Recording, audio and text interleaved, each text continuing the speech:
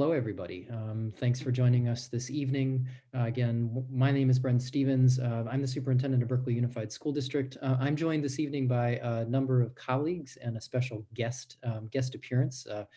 We're going to start with some introductions just so you get a sense of who's serving as a panelist this evening, and then we're going to get started with our elementary school town hall.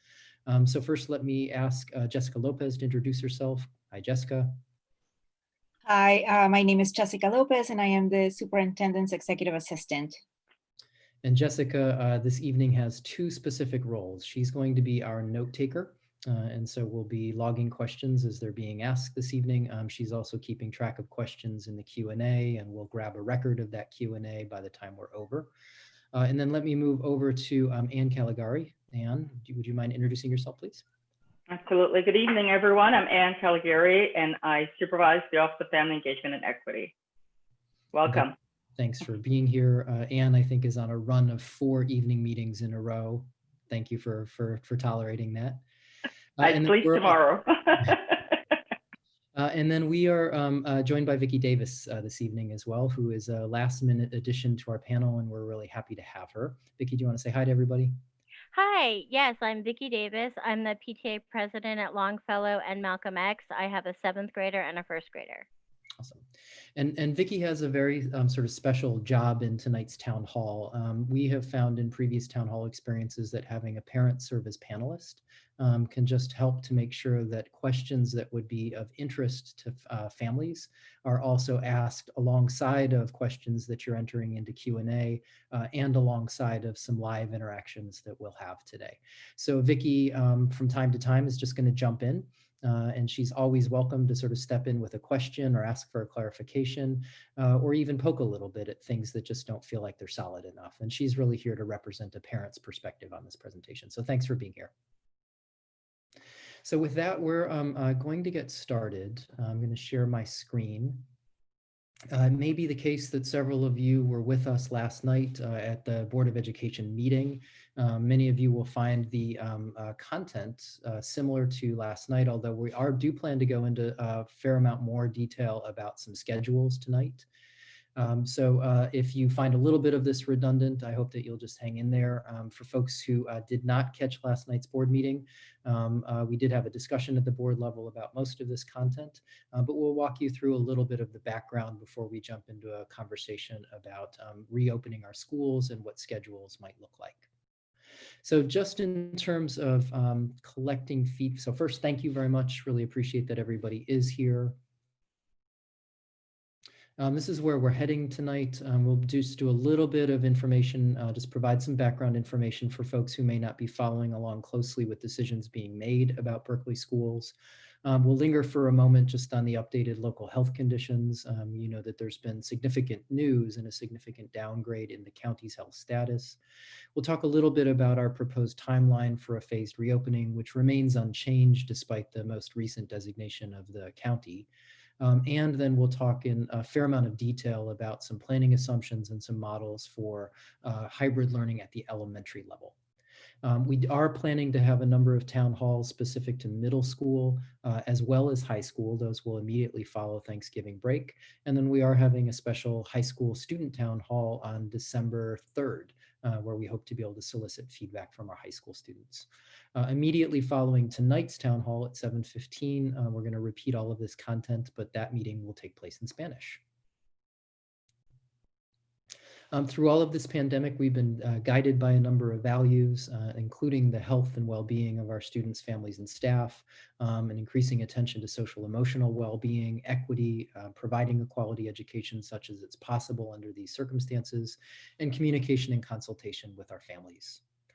There are a few documents that I'd like to make sure you're aware of. These are all available, very accessible on our USD website. Moving from the left of the screen over to the right of the screen, we have first what's called our campus safety plan. This is about a 20-page document that details all of the health and safety practices that we will have in place at the point that we open up our schools. We also have a tool that's called the Elementary School Reopening Readiness Dashboard. This is updated every single Monday and is our attempt to show our district's readiness on about 24 different lines of work all associated with complying with state and county guidance for schools. And then just the last week, we introduced a new tool to our website. This is called the COVID-19 Case Dashboard. And this is where a family could log on to check to see the prevalence of COVID-19 cases within the district.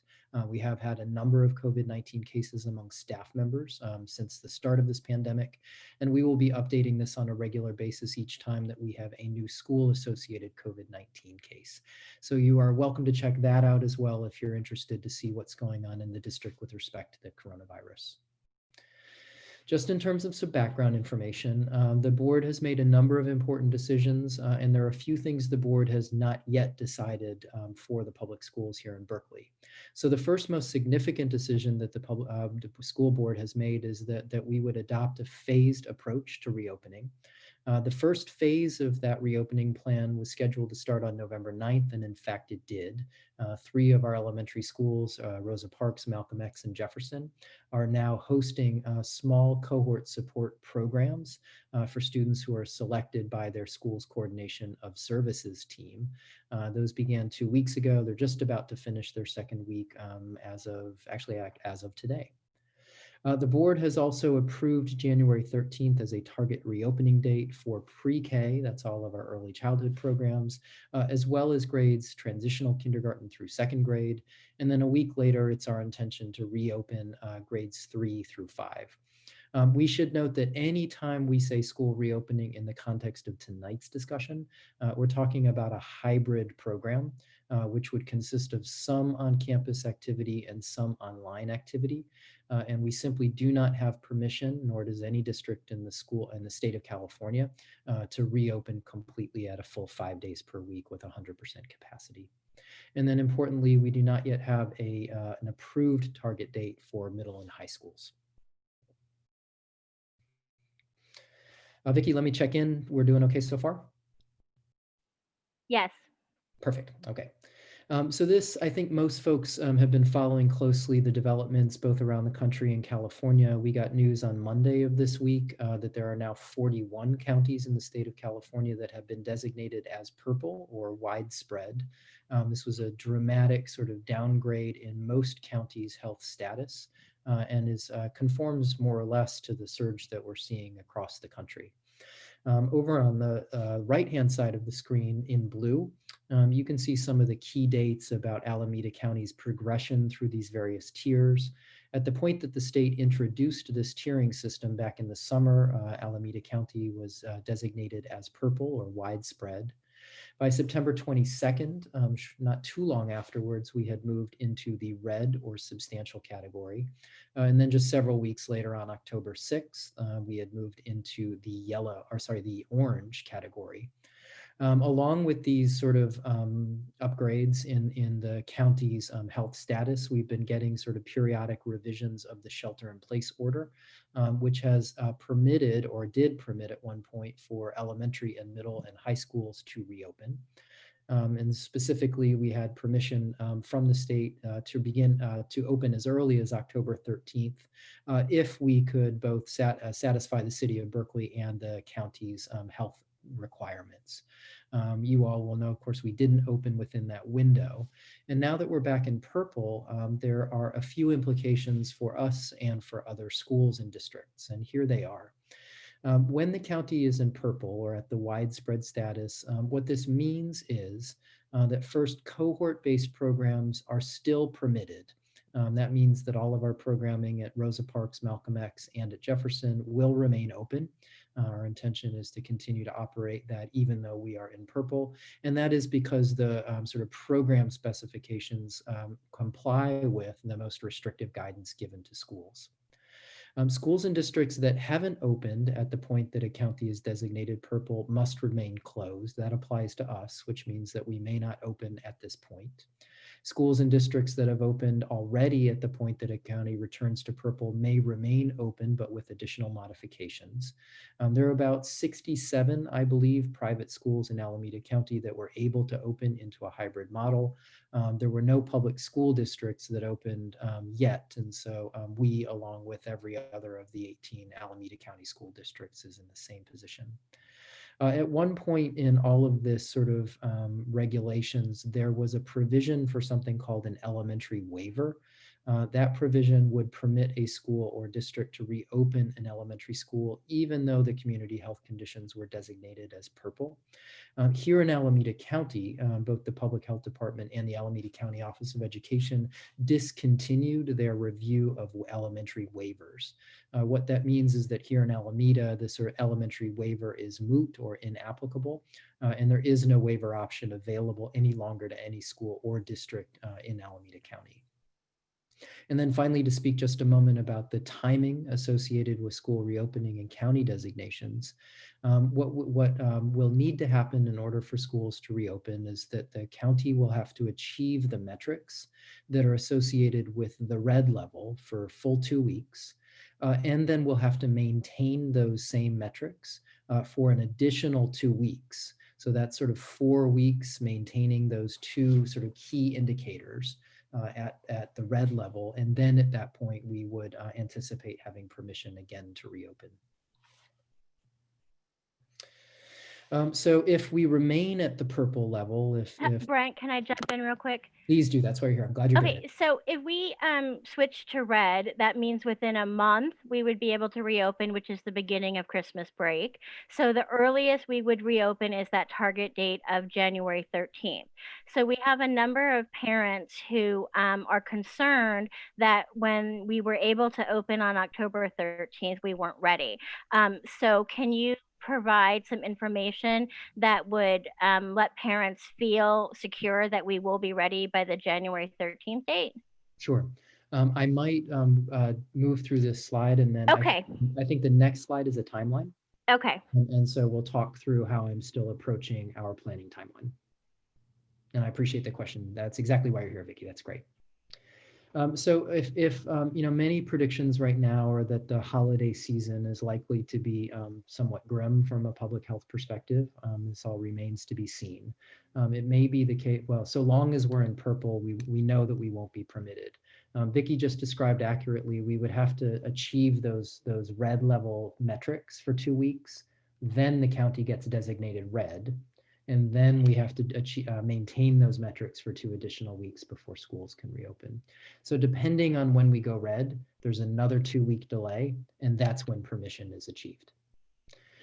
We don't know what January 13th will look like, and so it's right now impossible to say whether or not we can, as a date certain, reopen schools. Again, we're dependent on the public health conditions.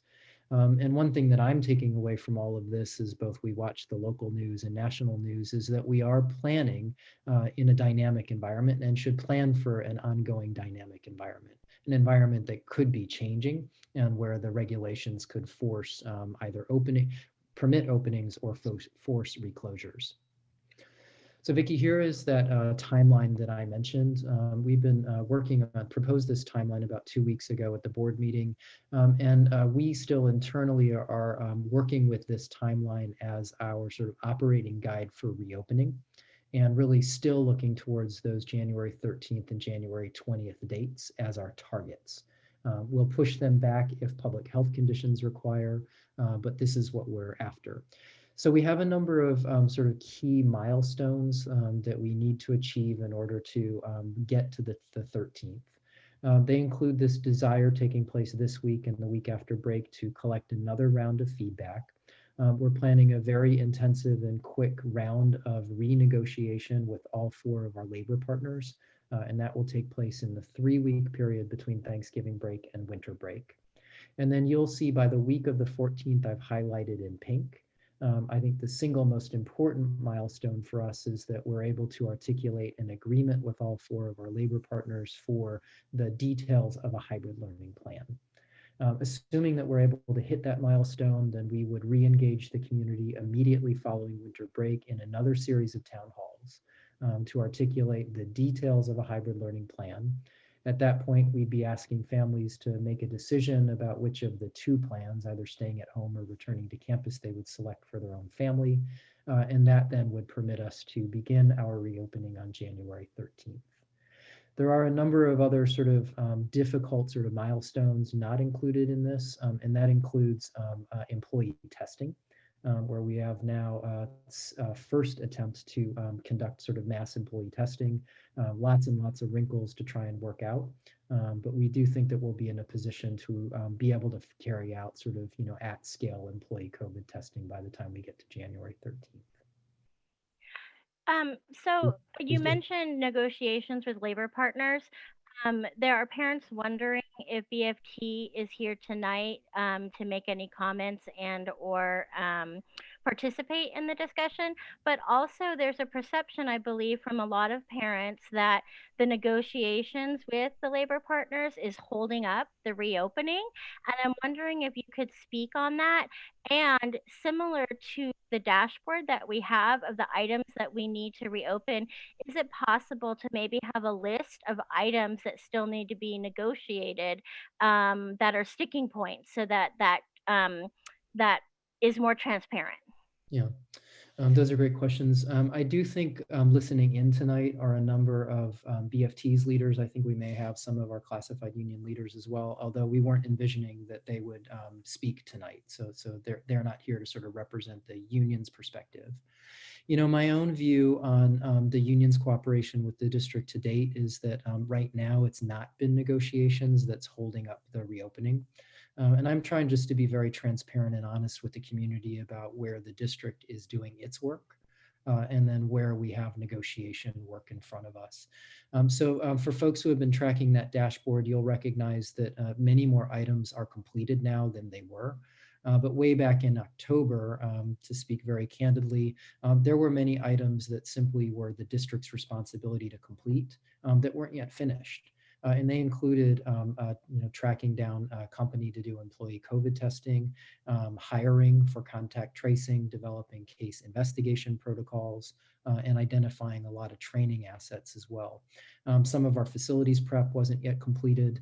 So just to be perfectly fair and candid about it, it was not negotiations back at that October 12th date that was holding up our ability to reopen schools. Those were all of the intricate preparations that the district was responsible for. And then your last question, Vicki, is sort of about making more transparent to families the status of negotiations and some of the issues about negotiations. And this is one that I'm very open to.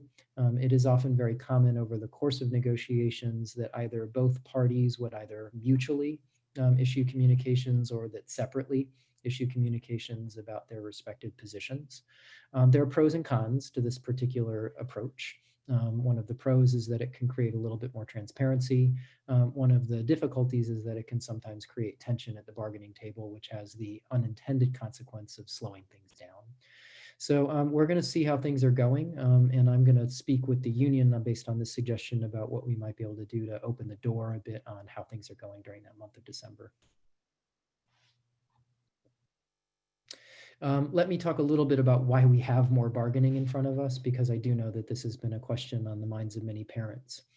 So part of the effort, part of our engagement with labor partners since the launch of distance learning has been just mopping up on a very complicated set of issues that in normal circumstances don't require bargaining.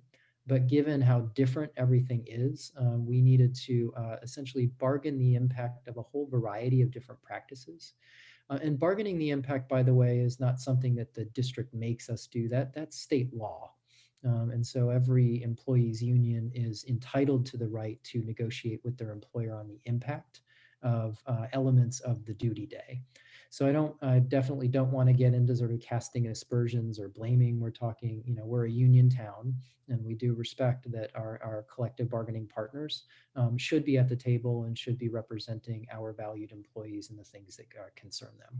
So we've been wrapped up in discussions about, details like grading, report cards, how to do parent conferences, what assessments should look like, special education, and many other items. And this has just taken some time. We've also experienced a change to state laws since we began our first really intensive sort of discussions about hybrid learning. And so those now include revisions to the Ed Code about minimum minutes per day and include a provision in Ed Code that there must be live interactive experience taking place on a daily basis with students. It also appears that the sort of parents' view is changing as we go through this pandemic. We've noticed a number of times as we survey folks that their sort of assessment of risk changes over time. And that I think was pretty marked when we did our October parent survey, and we had about 43% of our families saying that they would likely stay out at the point that we introduce a hybrid model. And that then has implications for the model we select, depending on, we want to be able to serve our community and in the way that they're expressing their desire. And then finally, we need to go back and for this sort of lightning round of negotiation, because we've learned a lot. Other districts are attempting this. We're seeing other districts open and then close again. So we want to take some lessons from those experiences and apply them to the way we think about hybrid learning. And can you clarify what the elements of a duty day are? Absolutely. Yeah, so a duty day refers to essentially the sort of time that an employee is paid to provide services to the district. So for a teacher, that's both the teaching day, but it includes things like supervision. It includes responsibilities for committee participation, for extracurricular support, participation in faculty meetings, being a teacher leader. So all of those various elements that compose the set of responsibilities are bargained, they're part of our contract. And so as we work with our labor partners, we have to think about what elements of the contract are impacted by all these changes. And then how would we agree that our employees, their members, should perform those duties in light of the pandemic? These are great questions, Vicki. Please keep them coming. Another one of the sort of challenges in designing a model, and I mention this here because it's really relevant ultimately to the selection of our model, is that we will have a proportion of our own employees who will receive what are called reasonable accommodations. We will be running a process through Human Resources that looks very much like the accommodations process through the Americans with Disabilities Act.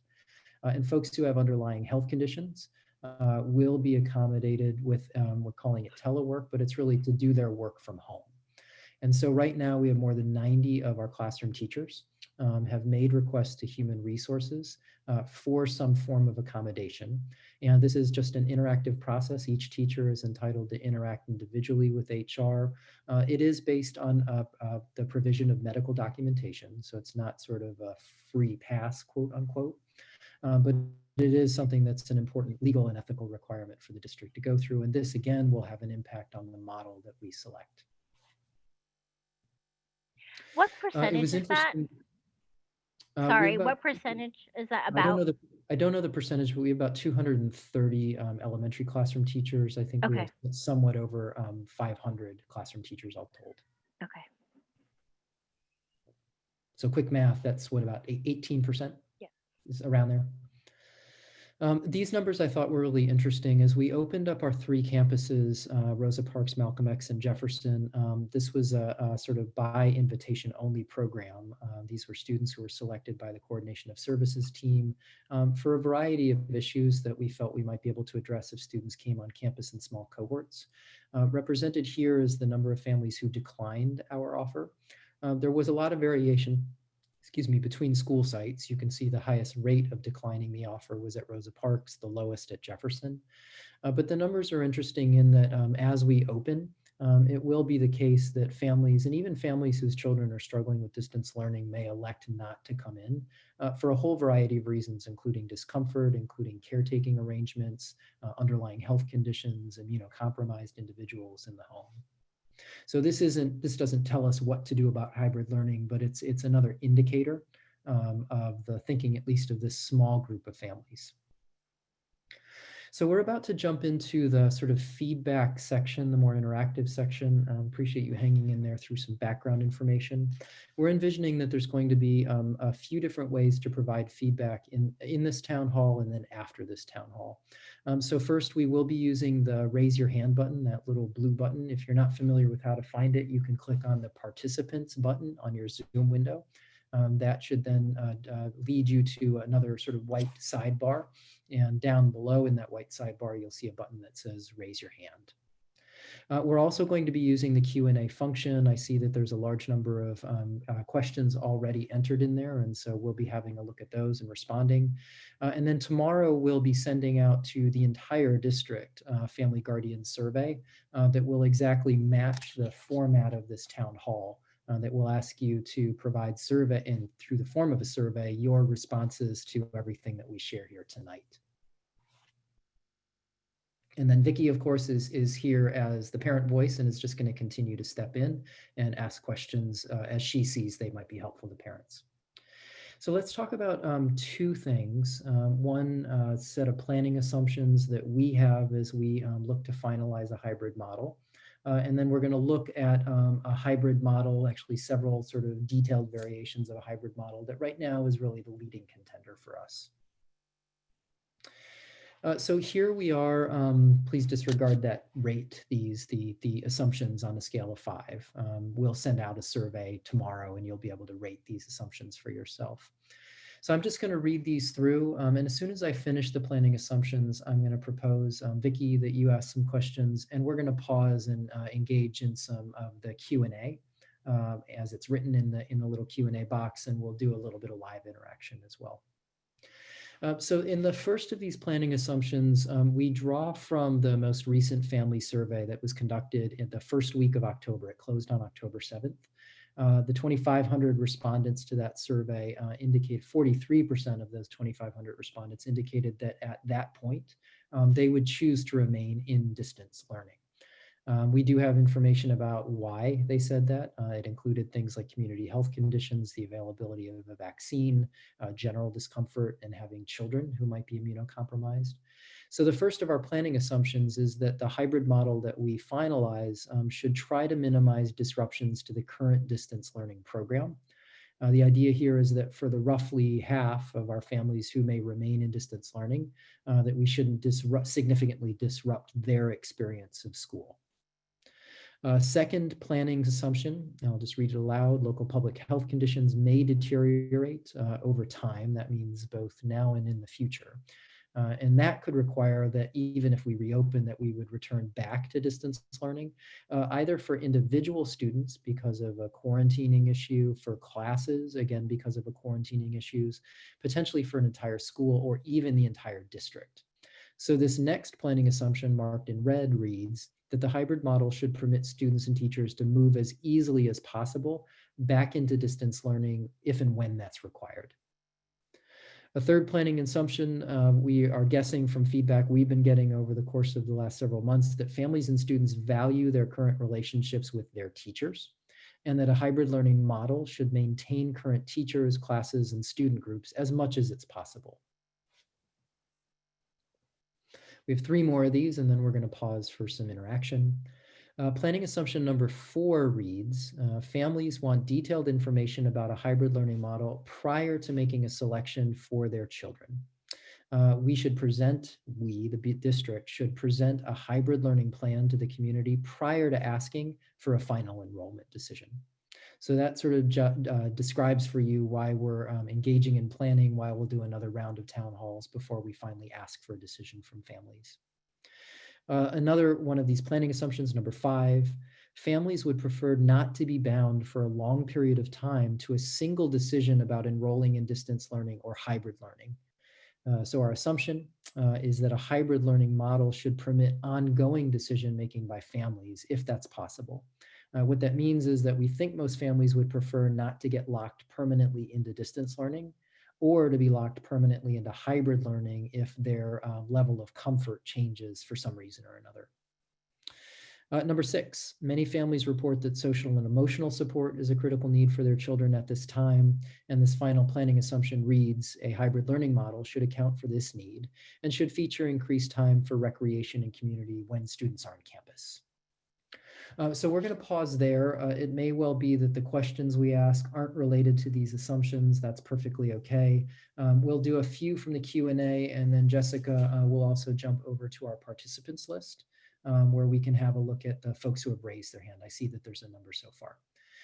So Anne, would you be willing to have a look at that Q&A list and select a few questions for us? Absolutely. I see Flicka McGurran has raised hand also and a question. So I'm thinking maybe we could just have this parent to just ask the question. Can we do that? Sure, let's do that. Jessica, are you able to find Flicka on the participant list and just unmute her?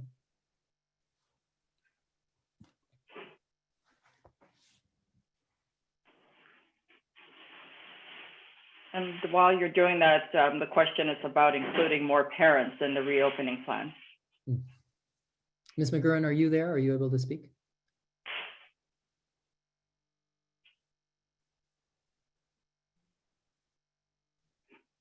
Okay, it says talking is permitted, so should be able to hear her. I'll be happy to continue reading the questions if we can't hear. Let's do that, and if she's able to Sure. join, then Can you that's hear me?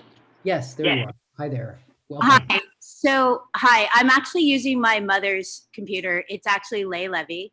Hello. Oh, hi, how are you? Hi. Hi, thank you. Thank you, Superintendent Stevens. I know this has been a very difficult reopening process for you. So a couple things is I was concerned because I was told that BFT leadership would be on this call, on these town hall meetings, because parents are very concerned about what the BFT leadership's requirements are to get back to campus, because we understand that I know that you have a lot of other things to sort out, but the BFT, negotiations are paramount to making sure that our kids and teachers get back to campus safely. So when I was on a call with Janine Waddell, she said they were going to be on these calls live answering questions. So one, I'm just wondering why that isn't taking place, because I know a lot of these parents want to get answers from the BFT leadership directly. And then two, Brent Stevens, would you consider bringing on more parents to help with volunteering in positions of teachers or anything in order to get our kids back to campus safely? Because we're all trying to figure out creative solutions in making this work for all of the families. And we're really all concerned that we missed the date of October 13th of opening up safely.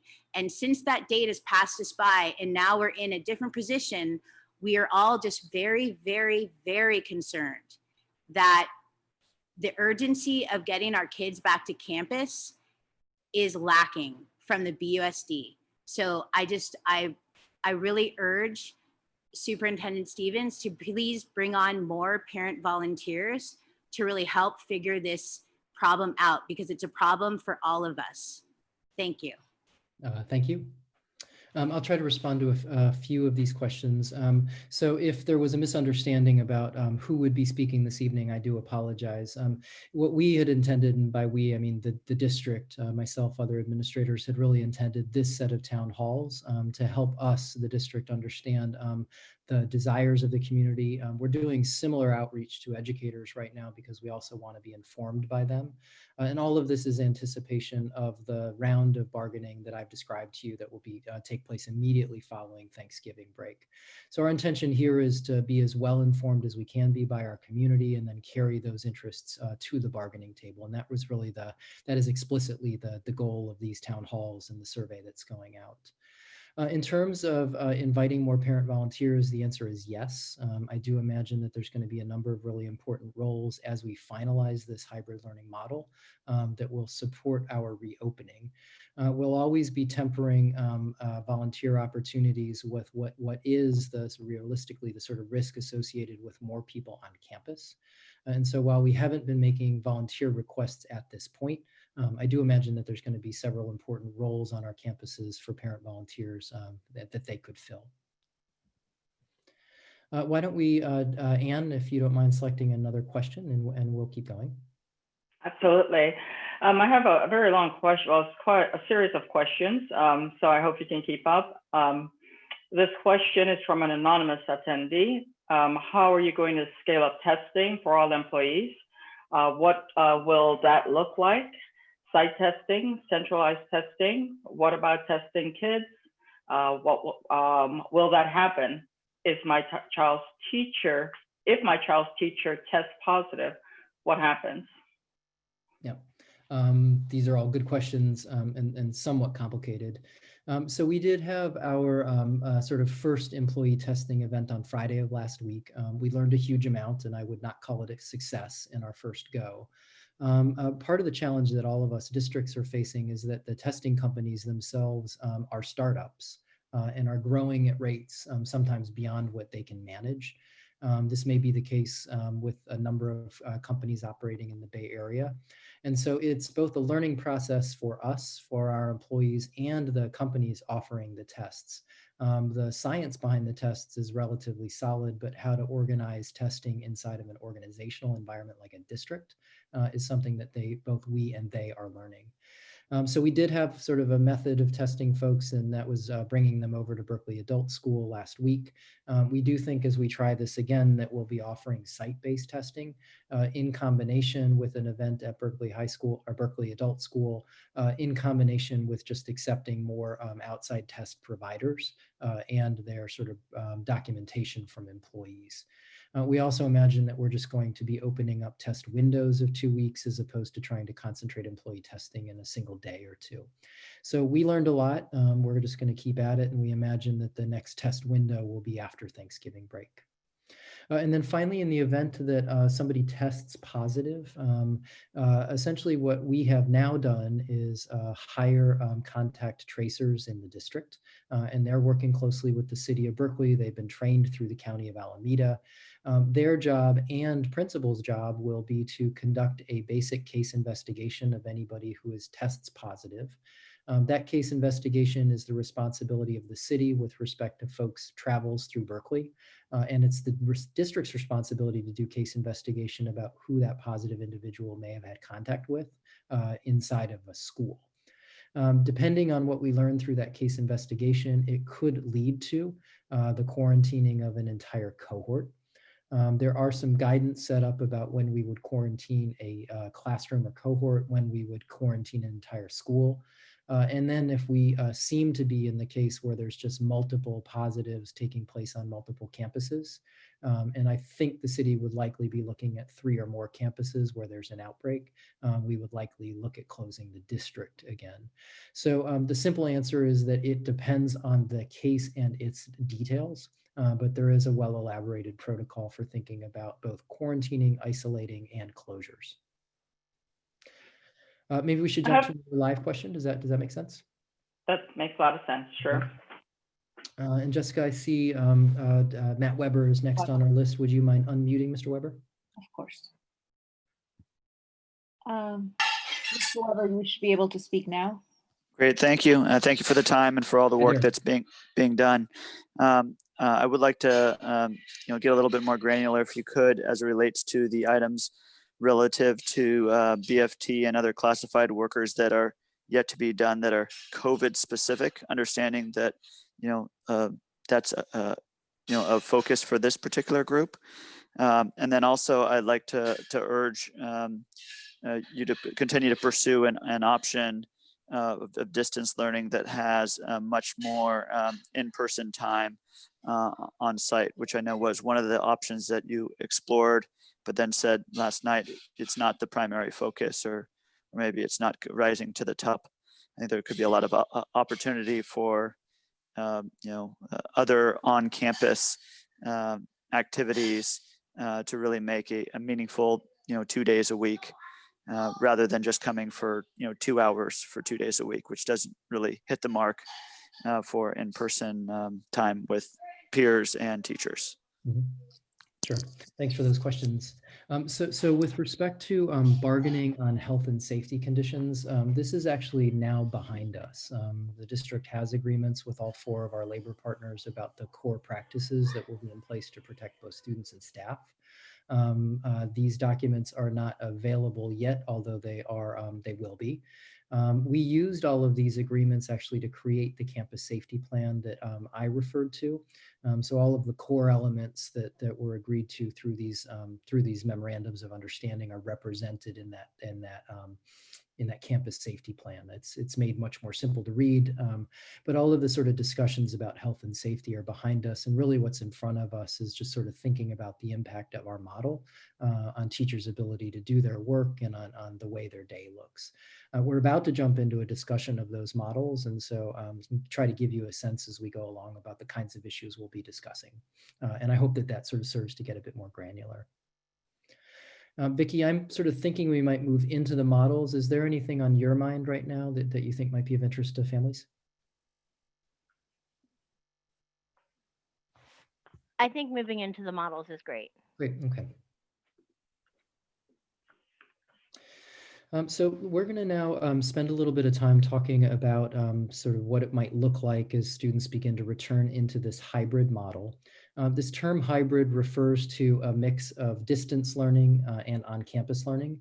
And the reason that districts are adopting hybrid learning is that we are required to establish conditions of social distancing in our schools. In order to do that social distancing, we have to reduce the number of students who are on campus at one time. That's both about reducing the number of students in a classroom so that they can distance while they're in the classroom, but it's also about avoiding areas of congestion, places like cafeterias, hallways, bathrooms. So when I refer to sort of opening up or hybrid, we wanted to give you that rationale of why we're talking about hybrids as opposed to just talking about reopening our schools at this point. So this first model, which doesn't have a graceful title, but I think is descriptive, we're just sort of referring to as distance learning in the morning with optional in-person learning in the afternoon.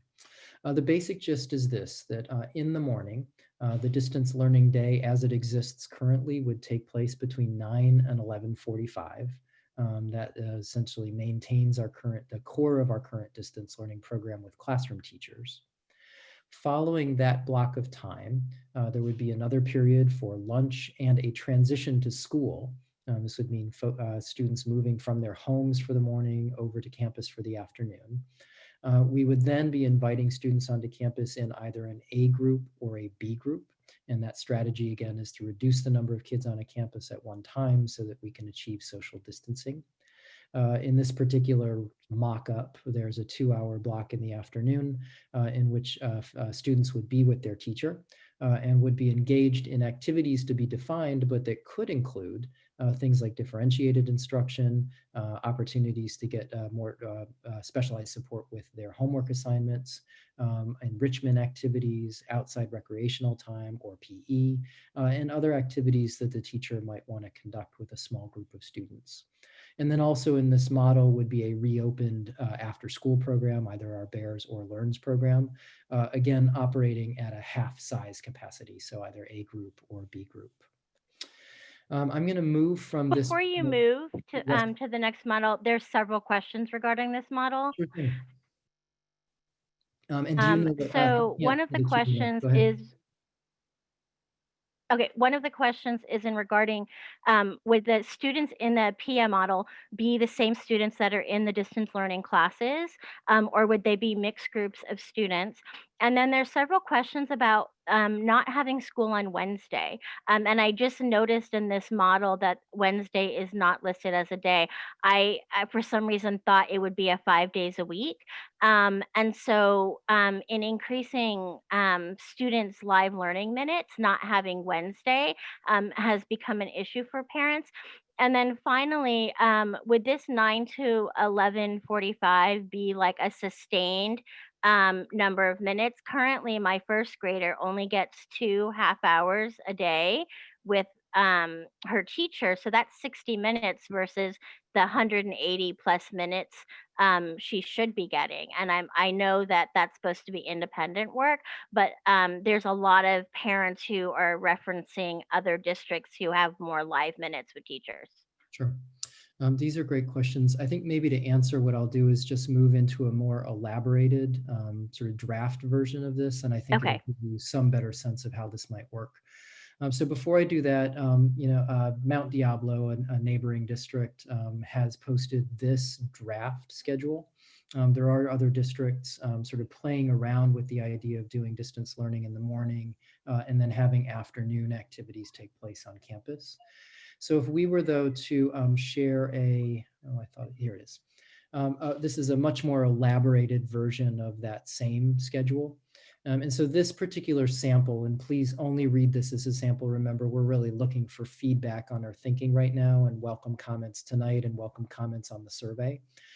This particular model shows a morning section that is identical to our current distance learning. And so, Vicki, to answer your question, it would consist of the class meetings, then an A group and a B group. The A group getting sort of a small group live Zoom lesson, then the B group getting its small group live lesson.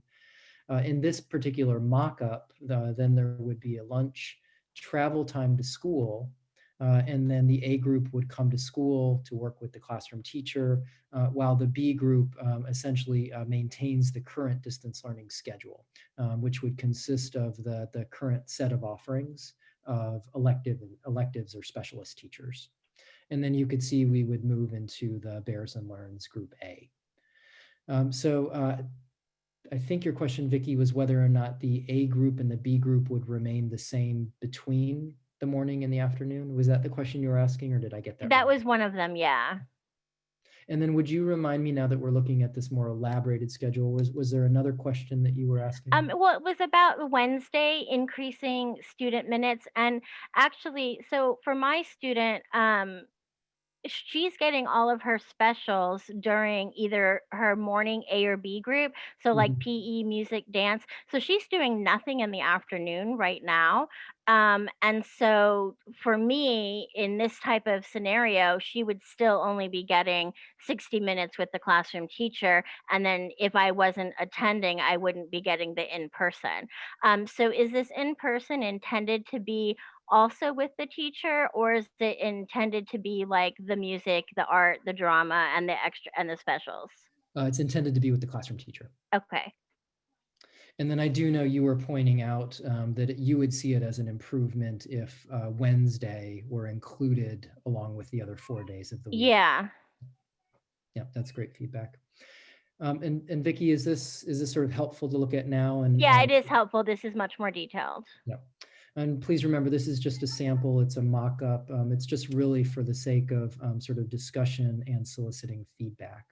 What I'd propose to do is just stop here again and engage a few more of our participants as they've got their hand up, and check in on a few more of the Q&A. Why don't we start with a couple more of the written questions? And Anne, do you mind sort of selecting through some of the questions, and we'll take a few on? Sure. I'm not sure if this was answered yet, Dr. Stevens. Can you speak to what the remote only options are for families?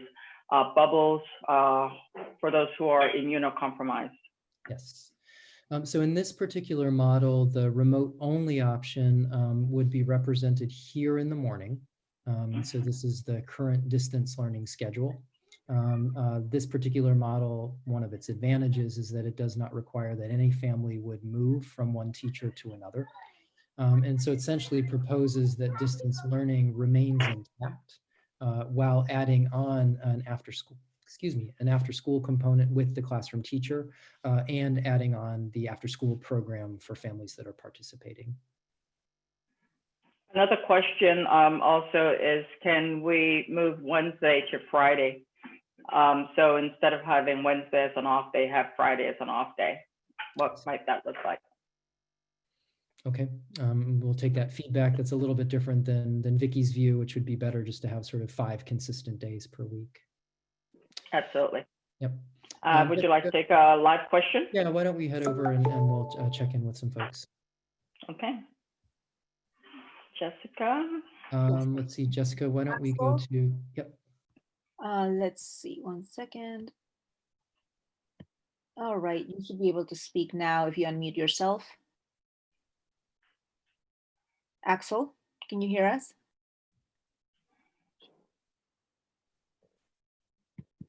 I'm not unable to unmute you. Do you want to move to the next person?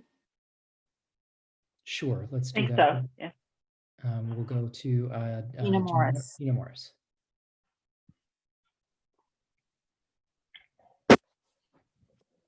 Hello, good evening. Thank you. Can you hear me? Ms. Morris. Yes, just fine. Welcome to you. Thank you, Superintendent Stevens. First of all, this is Jason Morris, not Gina. Hello, Mr. Morris. But appreciate it. Would like to just thank you for your time and attention and for your willingness to open yourself and your colleagues up to us parents. The first question is around the percentages of parents who have responded to the survey. You often refer to those who said they would not attend in person.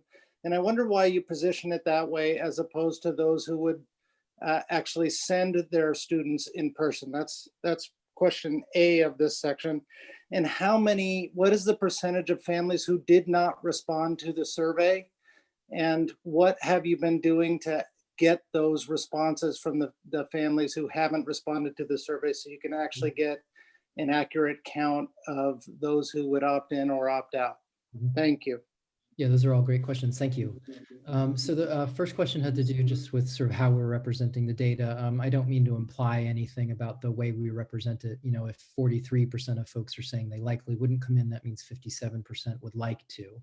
And that's also significant. I think you can see that we're really trying to wrestle with both the different perspectives in our community and the needs as they're being expressed with by families, and significant proportions of our families on both sides. In terms of that last survey, I've referred to it earlier in tonight's session.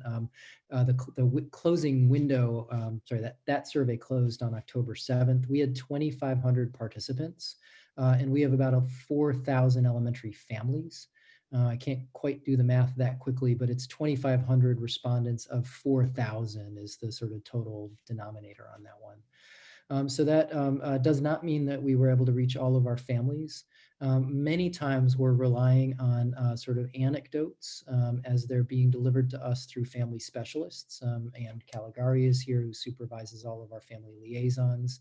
And they're doing much of the sort of individual outreach to give us some sense of families who have needs but who have not responded to the survey. And then just generally, our methods include email, trying to do the robocall, the auto dialer, as a way just to sort of highlight the existence of a particular survey. But we're always somewhere around 60% on these surveys, and it's tough sometimes to get above that. Excuse me, let's jump to another live question. Green Hughes. All right. I see. Yeah. Hi. Hello to you. Hi there. I don't know how to put them. I guess we're not putting on video. Okay. Well, we really want our kids to go back to school. We're very disappointed in the district. We have friends all over the country whose kids are in school and they seem to be handling things. Europe seems to be handling things. Yeah, I don't understand why there's such reticence in the district to open. I know we can't right now. It does seem though that we can't open right now. So I have two questions. One is, how can we improve distance learning? Because my child only has 10 hours a week on his classes. It's just not enough. And the other question is, when we're looking at these models, I'm very disappointed to see that we're actually only getting 4 hours a week of actual school in person. That just doesn't make any sense to me. Thank you so much. Thank you very much. We appreciate the feedback. Please do recognize for folks who are not getting to speak tonight or folks who just got to make a comment, there will be a survey going out tomorrow. We hope you'll look out for it. We'll be sharing these sort of models in the survey and asking for far more detailed responses. And that's how we're sort of collecting larger amounts of data about the proposals. Let me push ahead a little bit to talk about sort of some of what we think it works and doesn't work about this model. And then I want to share one other model with you so you get a sense of the other options that we've been talking about, are finding some problems with, but that are still on the table. So among the sort of advantages of the particular model that I'm just described right now include flexibility, meaning if we had more adjustments in our public health conditions, that this model is, because it maintains distance learning intact, can be sort of modulated pretty quickly. This particular model minimizes the impact of the staff who will be remaining at home because of underlying health conditions. It is a real concern for us how we'll staff schools if we have a large proportion of our teachers who remain home. There is some level of consistency in this particular model for families who choose distance learning. And this particular model has the advantage of cohorting, meaning that students will only be in one group as they come to campus. There are some real disadvantages. I've listed only a few of them here. You'll no doubt find some as well. That includes, mostly leaving distance learning intact, and we understand that that's not going to be satisfying for many families. Substitute staffing is going to be a challenge on this one, just like it will be for every other. There are some elements of the distance learning model that appear to be working, including some small group support and parent outreach that would likely not be a part of the hybrid model. And then midday transportation, I know for some families is going to be a real challenge, even if we're able to provide some limited busing in the middle of the day to move students to school. If we have a look at some of the other sort of models, and I've only got sort of generalized, sort of real general mock-ups of these, but here's a little bit more of what we've been considering.